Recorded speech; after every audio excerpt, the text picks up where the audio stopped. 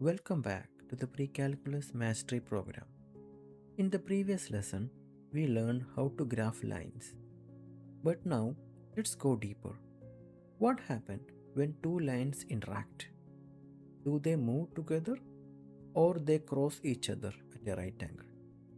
Today, we will explore two important types of line, parallel lines and perpendicular lines. Parallel lines are lines that never meet.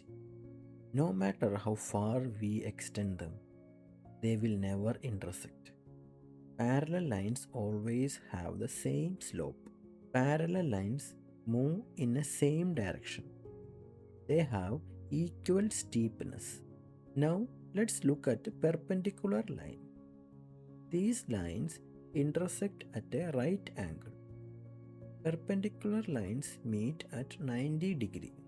If slope of one line is m1 and slope of another is m2, then m1 times m2 is equal to minus 1.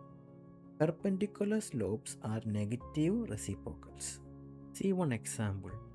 Find the slope perpendicular to y is equal to 3x plus 2. See the solution. Slope is equal to 3. So perpendicular slope is equal to minus 1 by 3. Parallel lines have same slope and perpendicular lines has negative reciprocal slope. Parallel lines represent constant distance and uniform motion. Perpendicular lines represent right angles and structure and balance.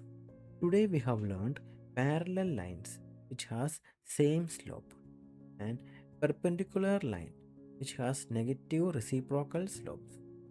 Graphical interpretation of both parallel and perpendicular lines.